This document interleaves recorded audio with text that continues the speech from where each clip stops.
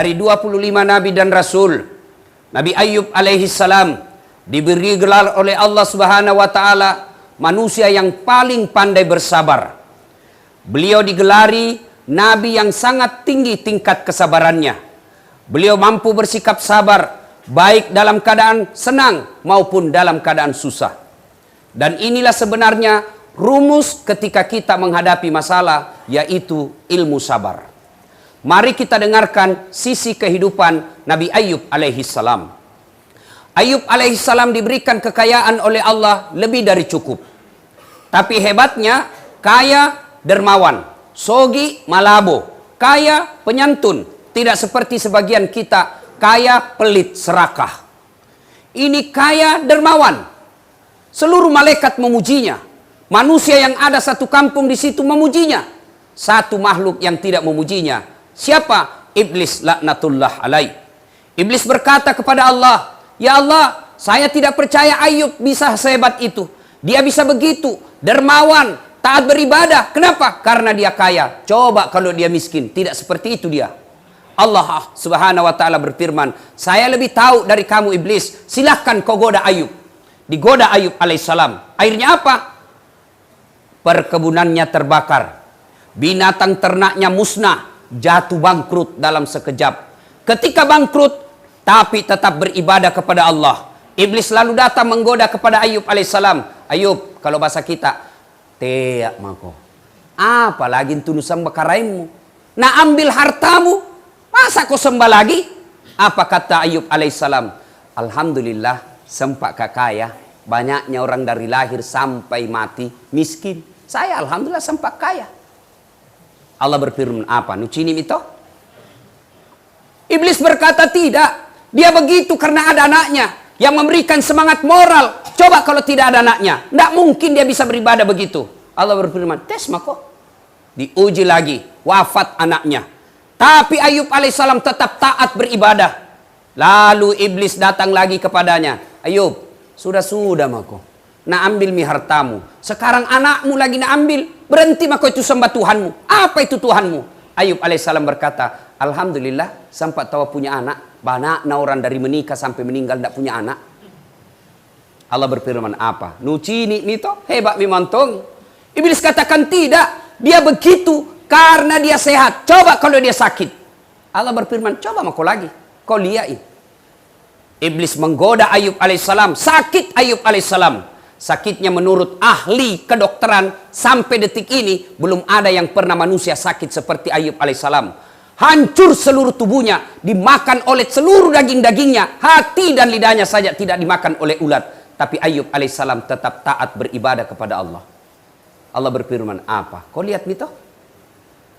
Lalu iblis datang. Ayub, sudah mako. Nambil hartamu, anakmu diambil. Sekarang nak kasih sakit. Kau apa lagi? Kau sembah itu Tuhanmu? Apa kata Ayub alaihissalam? Alhamdulillah tahu sempak sehat. Banyaknya orang kodong dari lahir sakit sampai mati. Allah berfirman apa? Hebat memang toh? Tidak. Dia bisa begitu karena ada dukungan sosial. Ada camatnya, ada lurahnya, ada bupatinya, ada gubernurnya. Dia bisa begitu karena ada orang yang dukung.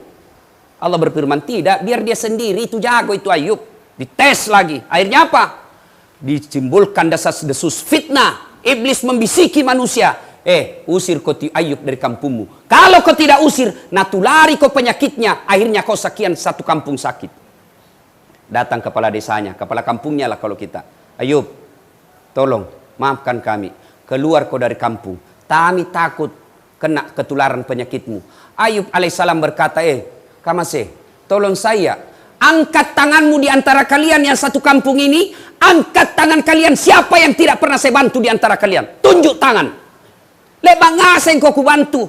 Masa setelah saya sakit begini, kau usir kau dari kampung. Mana pacemu? Kan banyak orang begitu pak. Waktu na baik kita batu ngaseng ya kereng ya puang.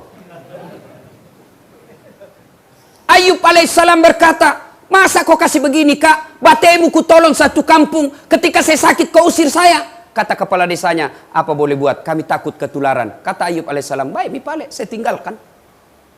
Datang iblis, apa lagi kau sembah itu Tuhanmu? Nak kasih bangkrut ko, nak ambil anakmu, nak kasih sakit ko. Sekarang nak usir ko lagi dari satu kampung. Apa kata Ayub alaihissalam? Alhamdulillah, sempat tonjak tawa jago. Banyak orang tidak pernah jago sampai mati. Allah berfirman, kau lihat itu hambaku? Iblis berkata tidak. Dia bisa begitu karena ada istrinya yang memberikan spirit dukungan moral. Allah berfirman, coba kau coba lagi. Dicoba, akhirnya istrinya berkata, bang, capek main ini kodong urus ki. Tolong saya kodong berdoa ki kepada Allah. Anda kan Nabi, minta kepada Allah supaya disembuhkan. Apa kata Ayub alaihissalam? Masiri kak miloko puangnya. Saya malu berdoa kepada Allah. 81 tahun saya sehat. Baru ke 16 tahun sakit. Masa saya mau ngadu kepada Allah? Malu saya. Baru 16 tahun. Akhirnya Iblis alaihissalam disampaikan oleh Allah. Apa? Kau lihat tuh, memang hebat. Tapi akhirnya istrinya tinggalkan. Pergi istrinya. Tapi Ayub alaihissalam berkata, silahkan kau pergi. Tapi kalau kau pulang, ku cambuk kau 100 kali. Pergi istrinya. Datang Iblis. Sudah mi Ayub. Sabatang karamama kontu. Apa kata Ayub alaihissalam? Alhamdulillah, sempat tahu punya istri. Banyaknya orang dari lahir sampai meninggal tidak punya istri. Akhirnya, Iblis geleng. Hebat memang. Allah lalu memujinya dengan makhluk yang paling pandai bersabar.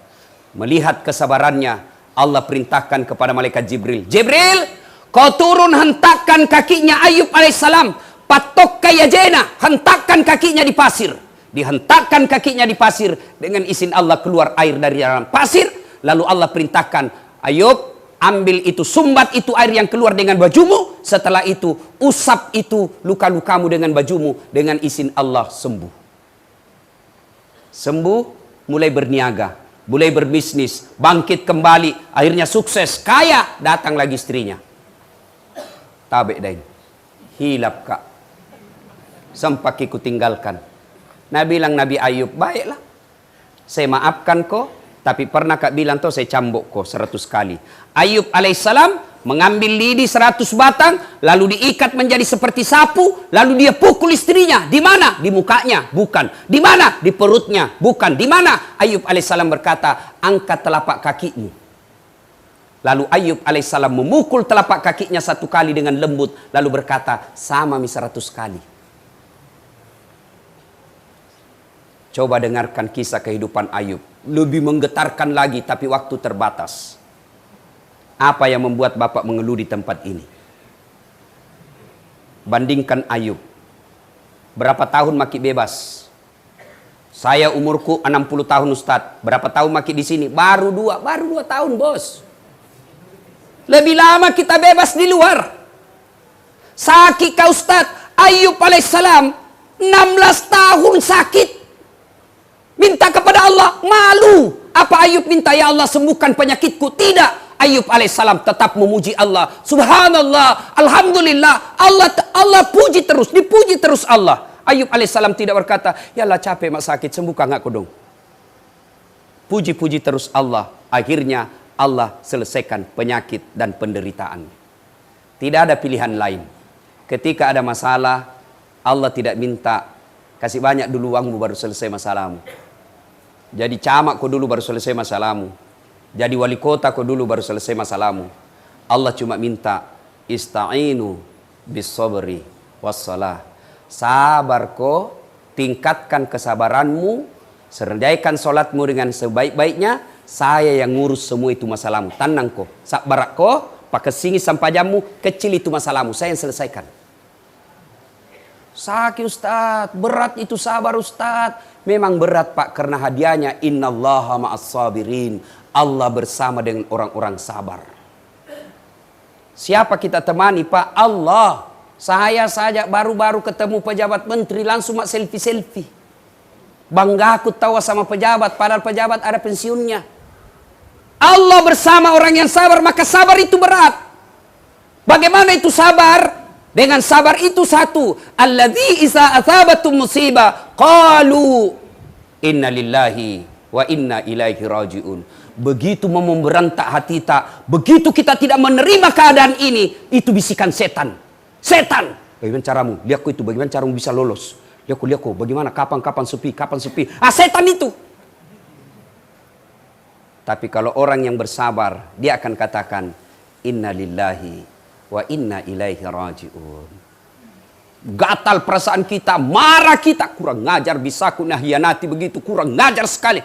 Inna lillahi wa inna ilaihi raji'un.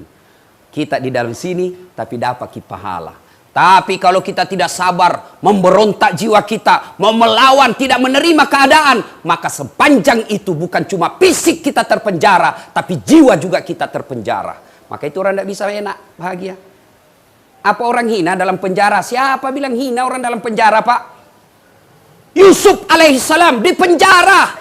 Tapi apa Yusuf alaihissalam? Beliau berdoa, ya Allah, apabila penjara engkau cintai saya di dalam penjara ini, saya lebih pilih penjara daripada saya di luar engkau murkai saya. Senior Soekarno bisa membentuk pemikiran memerdekakan Indonesia dalam penjara. Buya Hamka bisa menulis kitab yang spektakuler sampai dipelajari sampai detik ini dalam penjara dia bikin.